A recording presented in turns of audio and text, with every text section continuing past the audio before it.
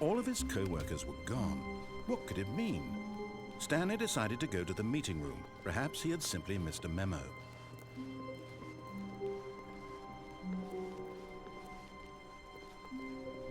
When Stanley came to a set of 2 open doors, he entered the door on his left.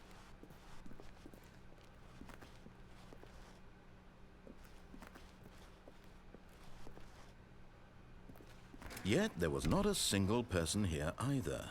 Feeling a wave of disbelief, Stanley decided to go up to his boss's office, hoping he might find an answer there.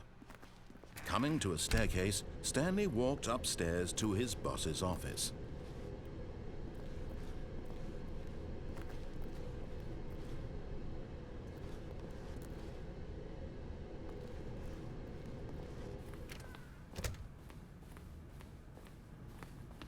Stepping into his manager's office, Stanley was once again stunned to discover not an indication of any human life.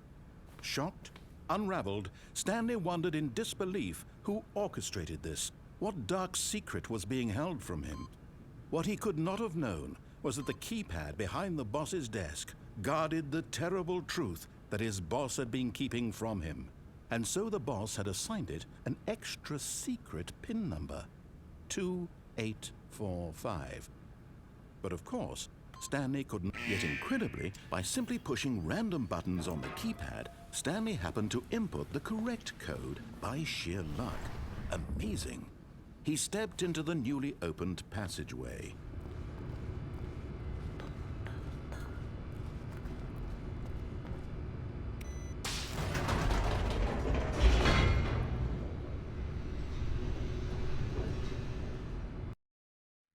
Descending deeper into the building, Stanley realized he felt a bit peculiar. It was a stirring of emotion in his chest, as though he felt more free to think for himself, to question the nature of his job. Why did he feel this now, when for years it had never occurred to him? This question would not go unanswered for long.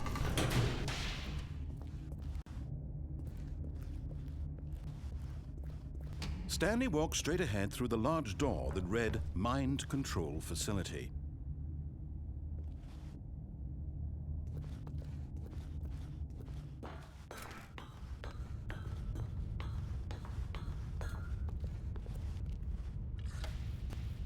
The lights rose on an enormous room packed with television screens. What horrible secret did this place hold? Stanley thought to himself. Did he have the strength to find out?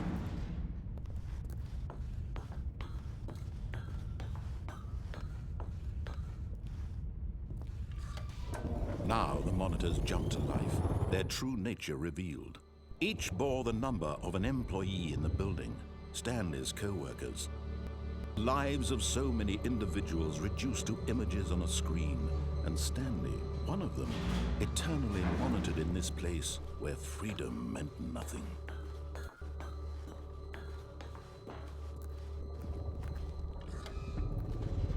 This mind control facility, it was too horrible to believe. It couldn't be true. Had Stanley really been under someone's control all this time? Was this the only reason he was happy with his boring job? That his emotions had been manipulated to accept it blindly? No, he refused to believe it. He couldn't accept it. His own life in someone else's control? Never! It was unthinkable, wasn't it? Was it even possible? Had he truly spent his entire life utterly blind to the world? But here was the proof, the heart of the operation.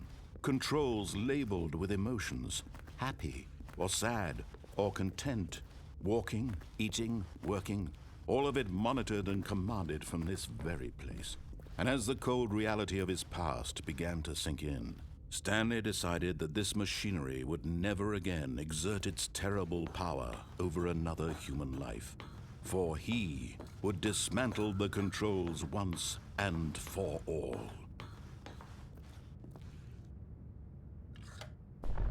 Oh, Stanley, you didn't just activate the controls, did you? After they kept you enslaved all these years, you go and you try to take control of the machine for yourself. Is that what you wanted? Control? Oh, Stanley, I applaud your effort, I really do. But you need to understand, there's only so much that machine can do. You were supposed to let it go, turn the controls off, and leave. If you want to throw my story off track, you're going to have to do much better than that. I'm afraid you don't have nearly the power you think you do. For example, and I believe you'll find this pertinent, Stanley suddenly realized he had just initiated the network's emergency detonation system. In the event that this machine is activated without proper DNA identification, nuclear detonators are said to explode, eliminating the entire complex. How long until detonation then? Let's say 2 minutes. Now this is making things a little more fun, isn't it, Stanley? It's your time to shine. You are the star. It's your story now. Shape it to your heart's desires. Oh, this is much better than what I had in mind. What a shame we have so little time left to enjoy it. Mere moments until the bomb goes off. But what precious moments each one of them is. More time to talk about you, about me, where we're going, what all this means. I barely know where to start. What's that? You'd like to know where your co-workers are? A moment of solace before you're obliterated? All right, I'm in a good mood. You're gonna die anyway. I'll tell you exactly what happened to them. I erased them. I turned off the machine. I set you free. Of course, that was merely in this instance of the story. Sometimes when I tell it, I simply let you sit there in your office forever, pushing buttons endlessly and then dying alone. Other times, I let the office sink into the ground, swallowing everyone inside, or I let it burn to a crisp. I have to say this, though, this version of events has been rather amusing. Watching you try to make sense of everything and take back the control wrested away from you, it's quite rich. I almost hate to see it go. But I'm sure whatever I come up with on the next go-around will be even better. My goodness, only 34 seconds left. But I'm enjoying this so much. You know what? To hell with it. I'm going to put some extra time on the clock, why not? These are precious additional seconds, Stanley. Time doesn't grow on trees. Oh dear me, what's the matter, Stanley? Is it that you have no idea where you're going or what you're supposed to be doing right now? Or did you just assume when you saw that timer that something in this room was capable of turning it off? I mean, look at you. Running from button to button, screen to screen, clicking on every little thing in this room. These numbered buttons, no, these colored ones, or maybe this big red button, or this door. Everything, anything, something here will save me. Why would you think that, Stanley? That this video game can be beaten? Won? Solved? Do you have any idea what your purpose in this place is? Stanley, you're in for quite a disappointment. But here's a spoiler for you. That timer isn't a catalyst to keep the action moving along. It's just seconds ticking away to your death. You're only still playing instead of watching a cutscene because I want to watch you for every moment that you're powerless. To see you made humble. This is not a challenge. It's a tragedy. You wanted to control this world, that's fine.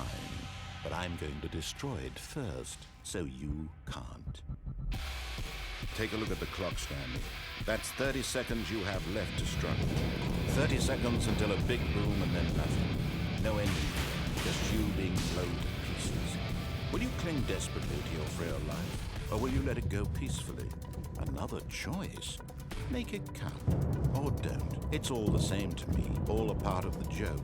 And believe me, I will be laughing at every second of your inevitable life from the moment we fade in until the moment I say happily ever after.